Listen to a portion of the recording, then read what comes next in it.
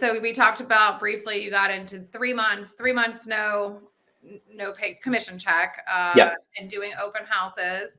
And that was probably not conducive. So what was the change? What did you start doing differently to eliminate the open houses and open up more time? Started using this cell phone. I started incorporating the phone a lot more.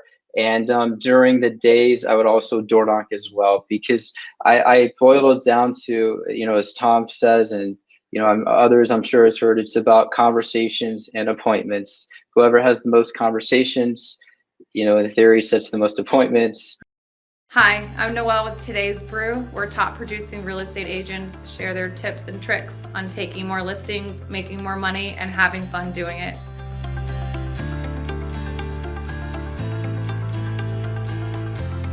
On today's episode, we have a special guest from Kansas City, Jeff Cohen with the Tom Ferry Coaching Company. Hi, Jeff. How are you? I'm great. How are you, Noelle? I am wonderful. Thanks for coming on today. Absolutely. It's an honor and a pleasure to be here with you. Tell us a little bit about yourself. Yeah, absolutely. So I'm from St. Louis, Missouri originally, and I now live in Kansas City, Missouri. And a little bit about my background. I went to college in Kansas City, 2011. I graduated from there, did a few different corporate jobs, 2011 to 2016. And in 2016, most recent corporate 9 to 5 job, put my 2 weeks in, no backup plan, no connection to real estate, not the biggest social butterfly, as you can probably guess. I'm on a prospecting phone call based podcast. So from when that happened, I went ahead and did roughly about 40 homes my first year in real estate, and then grew that to not work with both buyers and sellers, but just sellers. And I had a small team I was growing, had a buyer's agent. He worked with the buyers, and then I grew that further, had an admin. And then from there, kind of found more of my niche that I'm sure we'll talk about, making phone calls. And currently now I'm coach with Tom Ferry Coaching. And also I have my own little business within real estate with phone calls for referral partner agents. And I'm real excited to share with you all of this. Yeah, no, I'm excited to hear all about it. So you started in real estate 2016. Yes, April. So we're about 7 years in, and you've managed to cover a lot of territory and figure out Yes. exactly what it is that you love doing, and I guess make the most money doing too. To make the most sense Yeah. for you. Peace of mind too. So I'm married and no kids, just me and my wife right now, living here in Kansas City, and had some ups and downs, and she's still by my side. That's wonderful. No, that's great. And being your own boss can have its Yes. ups and downs, as long as you run a tight ship and Yes. show when you're supposed to. You have the abilities to have a life. Yeah, I mean, when my wife Kim, we weren't married at the time, and we were dating, and I was at the corporate 9 to 5 job, and said, "Hey, I'm gonna do this." And I know there's some nerves on her end, definitely some nerves on my end, and it was challenging. It took about 3 months until I had my first real estate opportunity to make money listing and helping a buyer. So, she saw me for the first 3 months, and it was a challenge doing open houses at an extremely high level. It's a disruption to our life. We were 9 to 5 is Monday through Friday, and then you've got the weekend and you spend it together. And then to all of a sudden, Jeff's, we had to have Kim days, Sundays at some point. It came to that. So I've learned a lot just within my real estate journey. It's not just about the money. It's also about, the peace of mind and people you care about too. And it allows you the freedom, the time to spend with them. So, okay. So we talked about briefly, you got into 3 months, no pay commission check, and doing open houses. And that was probably not conducive to your relationship with Kim. So what was the change? What did you start doing differently to eliminate the open houses and open up more time? Started using this cell phone. I started incorporating the phone a lot more. And during the days, I would also door knock as well, because I boiled it down to, as Tom says, and others I'm sure has heard, it's about conversations and appointments. whoever has the most conversations, in theory, sets the most appointments, has the most real estate opportunities, working with the seller to sign or working with the buyer to sign from there. So I had a mentor when I first got into real estate and basically said, look, you want to be successful, go ahead and just focus on having 20 unique conversations a day. Now I was doing this full time. I had this focus for the week, 7 days, but I was really trying to still work that Monday through Friday, not making calls on the weekends, but doing open houses if I was, or showings and, listings, things like that on the weekend as well. But not proactively making calls or door knocking on the weekend. So my goal was Monday through Friday, ticking off how many conversations did I have, how many dials, and that allowed me to really fast track my results as a brand new agent with no connection to real estate whatsoever in a city I'm not originally from. I'm not the biggest social butterfly. I had aunt and uncle at the time living here as well. But I'm a new agent. They're not going to necessarily say, "Oh, you got to use my nephew." He's number one here in Kansas City. They don't know. I haven't. So I had some challenges in that sense. Yeah. How do you? So you're a coach too, and I'm sure you've coached clients and agents who are newer at some point as well. I know I got into coaching when I first got into real estate as well. And something that you just kind of touched on is you're right. You have your friends and your family who, like you said, they may not go out and say, "Oh, you have to use my daughter, or you have to use my son, Right. or my best friend," because you're new and they don't know if you're any good. Right. And you don't, and they're going to say, "Oh, well, how many houses have you sold?" Like the number one question that a prospective client is going to ask you. So what do you tell your newer agents, something to get past that, because everyone has that same fear. How do you get started? Show off your work ethic. Okay.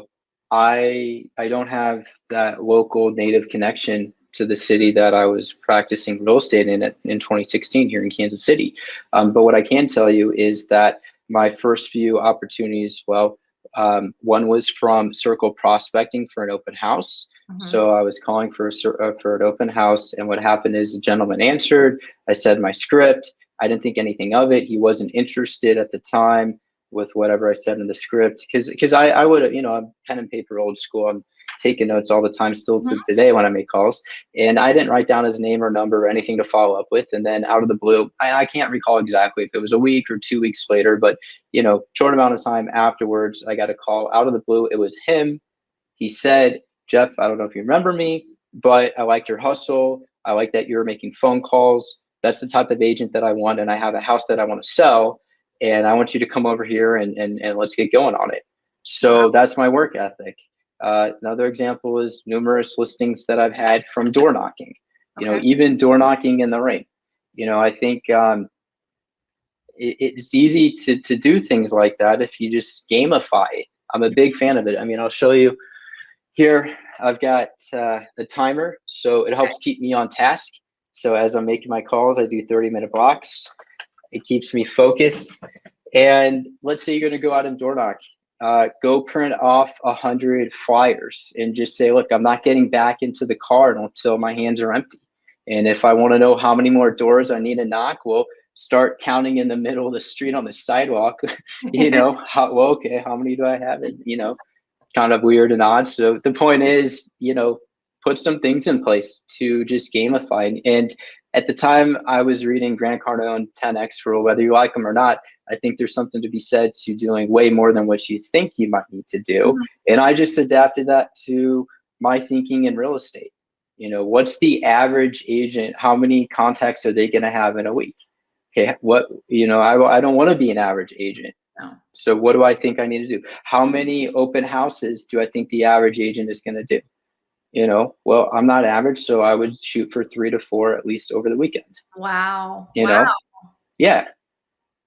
That's a lot of open houses.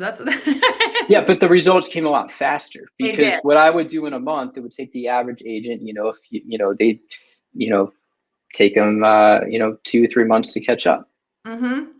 So, so prospecting, you said you changed a few things. You said you got on your phone Hmm. at the beginning. So tell us Yeah. about what you started doing differently on your phone. And you talked about having conversations and how many you want to have. How many hours are you putting in daily? Because you said, I know that you're coaching, Yeah. but you're also still doing a little bit of real estate. And if you want to explain Hmm. that to everybody that's watching, how you dabble in both. Yeah. So in between coaching sessions, I'm getting on the phone and calling and setting appointments. And I'd say, if you can spend a solid 3 hours a day intentionally, not coffee breaks, bathroom Mhm. breaks, chit chatting, but like actually 3 hours of focused making calls, I think you're definitely going to have some good success from that. What I find is in about a 30-minute calling session, I'm able to land one appointment, but I'm Mhm. also able to do all my notes and everything that I need to do to complete and exit that appointment from being set. All the information is done. So my goal is 5 appointments a day. Wow. So I'm working Monday through Friday with that. But now I am showing up over the weekend at times when I'm not happy with my weekly goal for Monday through Friday if I haven't hit it. But really, what I would like to be doing is setting 20 appointments a week. So I know I've got the buffer. If I shoot for 5 and I did 25 in a week, that's great. That's really challenging to do, as you might imagine. Very. But all can be done. If you just keep showing up and you keep dialing, you're increasing the chances of it happening. What time are you getting to the office in the morning and starting your day? What does the Yeah, morning look like for you? I'm pretty disciplined, I'd say. I'm always here about 8 o'clock in the morning. That's my goal. And start dialing right then and there in the morning, right at 8. Now, I am going to be having some coaching sessions on some days that's going to disrupt when I do phone Mhm. calls during the morning time. But in between those, I'm still going to continue. And it's kind of like my philosophy. And I know a lot of successful real estate agents have used this as their schedule, which is, if you can win the morning, you win the day. I'm sure we've all heard that. And basically using the morning time to outbound lead generate, whether you're knocking on doors or using the phone and making phone calls, something proactively. And then you have lunch. And then in the afternoon, you're going on appointments or you're showing homes or you're putting out fires, sending amendments, things in that nature. And then if you don't have any of that and you're not happy with how it's gone for the day, then continue lead generating in some capacity. Okay, get back on the phones or maybe go Go door to out and door knock or yeah. mix it up, because it can be easy to get burnt out. And I learned your environment is really important with how you lead generate. So Mhm. I've been in big brokerages before where there's a lot of agents. I've been in big brokerages before where there's not a lot of agents. And for those of us that make phone calls at a high level, if there's not a lot of people around, I mean, at least for me, it's hard to celebrate the highs. Mhm. It's there's no one to kind of cheer you up when you're in a little bit of a slump, with the lows. And also, I think there is something, at least for me, from what I've experienced, seeing heavy hitters, veteran agents walking around, thinking, okay, what am I doing? Not being productive, and my goal is to get up to that level. Well, there they are, like, get back Hmm. to work, Jeff. So I think it is important, the environment that you're in. So so you prefer going into an office every day, Yes, getting dressed, going in. Okay. I Yeah. have a home office. I could do this wherever. I just need, like all of us, an internet connection and cell phone service. But Mhm. for me to truly feel like I'm at the top of my game, I'm standing up. I've got my scripts. That's one thing I think a lot of people don't realize is treat this like a sport. I always say, like, if you're going to go play basketball, are you going to wear a parka and have, snow boots on? And, you might be the best dribbler and best at 3 points, but you're not going to be as good if you've got that heavy parka on and Yeah. you're running across the field with your snow boots on. So, the timer, that helps. Mhm. Role playing a script before you get on the phones, especially if it's something new. Don't have the general public be a guinea pig, whether it's someone in your office or someone in an ecosystem of some sort that you're a part of. Mhm. Practicing with them. The very least, it could be a friend or family member, depending on what the script is. You might not get the best feedback from them, but you can still practice and hear what they Yeah. think as more of like the general public. I'm standing, my diaphragm is not compressed. A couple other things. I've got 2 monitors here. So one is for, the house that I'm calling on, and the other is just, kind of my notes, or I'm going to take notes on a pen and paper, because the way that I go about it is I'm really big on active listening. Sometimes I'll even like walk away from my desk so I'm not distracted. I'm just in tune on that same wavelength Listening with that lead. Exactly. Okay. Yeah. No, you're right, because it's easily to get distracted anywhere, in the office or at home, like you said, Yeah. taking a coffee break, or maybe even just not walking away and having your pen and paper right there, maybe just doodling or thinking of the next question you want to ask them versus Yep. active listening, like you said. Yeah. So what about the agents that are not don't have the work ethic that you have, that that it doesn't come as natural to pick up the phone after getting maybe a bad say a bad call happened, someone was not nice to them? How do you keep their mindset going? I mean, we all have those days. And I think Mhm. whether it is, using the phone to generate leads at a high level, or it's door knocking to generate leads at a high level, it's identifying how you want to do business and Mhm. how can you totally, maximize and leverage that opportunity. So, with open houses, it's not just, I mean, think about it. Could you gamify it and make it a win that if you had no one that came to the open house, it Mhm. was such a success because of X, Y, and Z, because of the social media that you did, because of the door knocking that you did, because of the emailing your database about it. Can you leverage an event? So I'm talking about open houses here, of Yeah, course, no, that's a where if nobody showed up, it doesn't matter. yeah. No, I like what you just said about that, because I didn't really think you're right. That is a good way to look at it. It is a great way to look at it. Even if you didn't have anybody show up, like you said, you put out all those emails, you did all the social media. So you probably reminded a handful of people that you're still an agent, you're still active, and Right. that might make them think of you sooner than later versus not having done Yeah. all that work. If you door knocked before or after or both for the open house, if you made calls before, after, or both for the open house, adding that in, sending video texts, being strategic. I mean, there's so many different ways that it can be leveraged. So think about it like, hey, my goal is to get, one listing opportunity or a buyer opportunity, whatever the case is, aligning again with your goals. But my goal is to make that happen so that if nobody even came, um, this was fantastic. Like, this is a big win. I got to sit down and do some other work, I guess, during the open house. Yeah, but see, I like the way that you said that, because that's a really positive mindset to take in open houses, all of the work that you did surrounding it, versus Hmm. just maybe the 1 to 3 on Sunday, Yeah. that active hour of the open house. No, I love that you said all that, because that's a great way to look at it. Yeah, I think it's important if you can find how it is that you want to generate leads with the, being proactive, that is, how can you maximize it? So like I make phone calls. So everybody knows I'm a phone call guy. That's just like a passion of mine. I can do all these other things and I have done these things, and that's fine. But like, do what you love. Okay, that's what I'm doing. So I obviously am going to express that to the world. Instagram, follow below.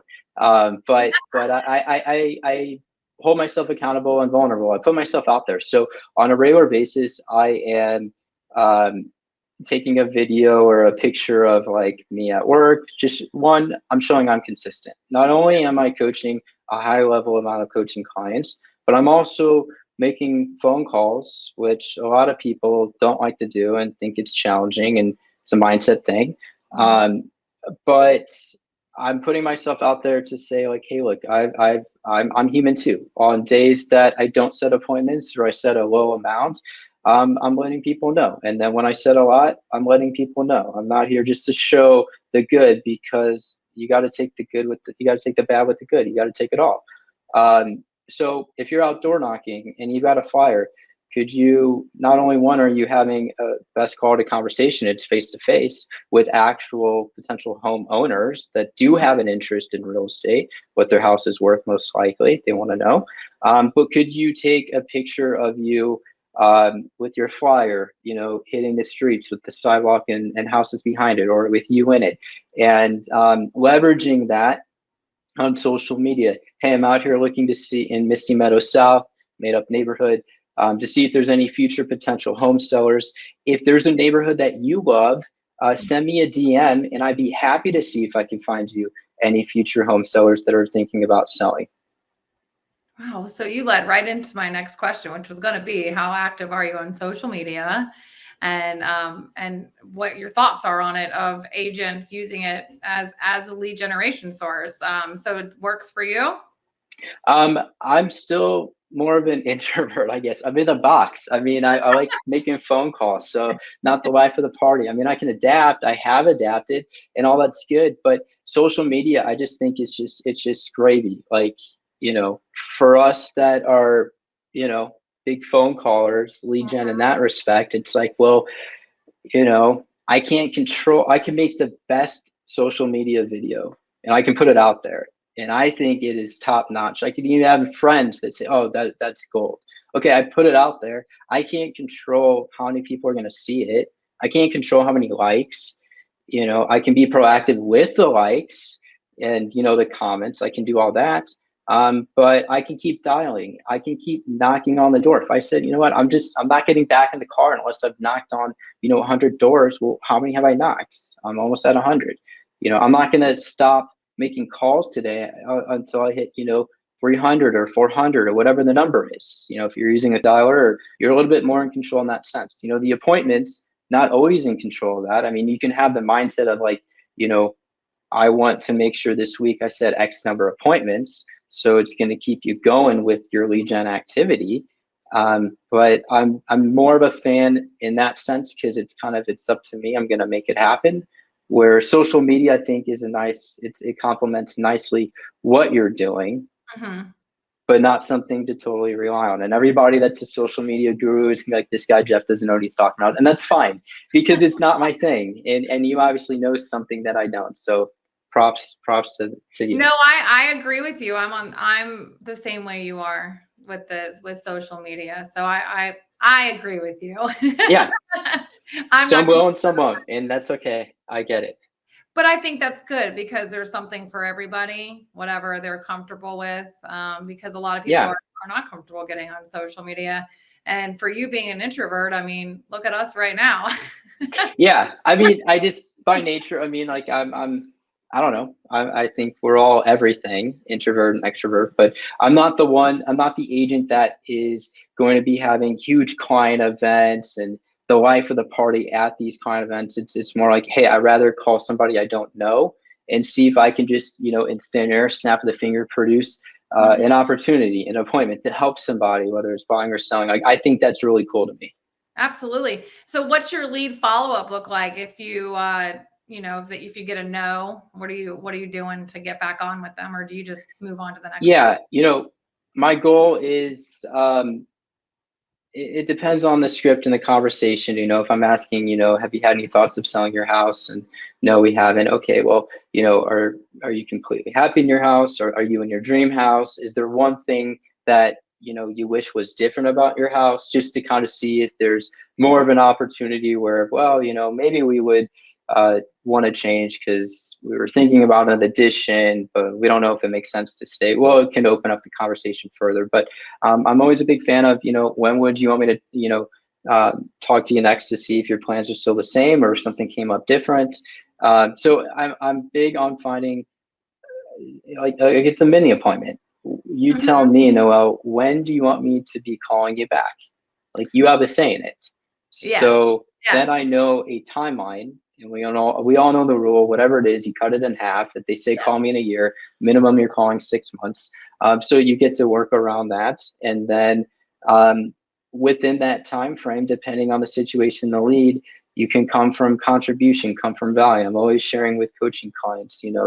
It's not obnoxious, salesy, and spammy if you're doing that. If I knew that we had a conversation and you were interested in moving in Misty Meadows South at some point in the future, and I saw an off-market property, or there's a coming soon that kind of fit what you told me on the phone, if I emailed you or texted or whatever the medium is, called you to share that, that's going to be more open and welcoming than if I just called you to try to scare you with the market and say, hey, interest rates are rising. Are you sure you still want to sit tight? Like, that's not cool. There's a No. big difference with all that, and Yeah. there's agents that do both. I think do the first one more. What's your favorite source? My favorite source would be for sale by owners. Okay. Absolutely. I like that one phone call. They say within real estate, find your niche. So Mhm. you could start off by saying, all right, I don't want to work with buyers anymore. It's an easy one to say. All right. So then you just work with sellers, and then you could say, well, first time sellers, or sellers that have sold many homes, investors. I mean, it can go down the path. So I really kind of took that to heart and said, well, what is one phone call that I really like? Now I can do several other phone calls, and that's fine, but what's one that I get the most joy and happiness out of? And that's for sell by owners. And then how can I be productive with that at a high level and be efficient? And that's kind of the path that I went. Now I didn't know that day one. I Mhm. still remember being called out for reading on a script, just a little room not that far from my office here, where I was like, oh my gosh, like that made such an impact on me that I clearly know where I was sitting in that room when it happened. Oh, yeah. Like I haven't forgot it. So anyone that's like, oh, I've never made calls, like, guess what? It's, you can have a moment like I did. You're going to fail. You're going to flounder. You're going to say, this is horrible. Like, I'm not going to hold back and lie. Like, oh, you might set the first appointment, like beginner's luck. Like, chances are you're going to probably want to quit. Tom talks about the J curve, where you start here, you're hyped up, Mhm. everything, you've got, your systems in place. You make that first dial, and it starts to go downhill, and you're like, this isn't that good. And then maybe on like your 100th conversation with this, you're like, okay, I'm getting a lot better. I'm starting to handle these objections. I'm feeling a lot better. And then before you know it, sorry, this light had to do my little dance sometimes when I'm Okay. not moving around enough. But then you're going up the letter J. You're on the right side, and then before you know it, all the agents in the office are like, "Hey, can you come teach a class? Hey, how do you do this? Like, what's going on?" They don't see the bottom You gotta part. ride the highs and the lows. You gotta just push Yeah, through. but you got to just keep sticking with it. Yeah. Well, gosh, I'm thankful for this conversation today. And I know that a lot of agents are going to be watching this and they're going to want to know how to get in touch with you. So please give us your email and phone numbers. I do see your Instagram at the bottom, Yeah, but I know that people would like to have more information and ways to get in touch with you. yeah, absolutely. So my phone number, my cell phone, 816-284-6800. And a good email you could use is jeff@jeffcohenhomes.com. So my first name at first and last name, JEFFCOHEN as in Nancy, Homes, HOMES as in Sam.com. And of course on Instagram. So yeah, definitely reach out to me if you have any questions. Always here to give back. No, I love it. And we thank you so much for coming on today. Yeah, no, I appreciate you, Noelle, and everyone at today's Brew and Espresso agent for inviting me. This has been fantastic. Yes, thank you so much.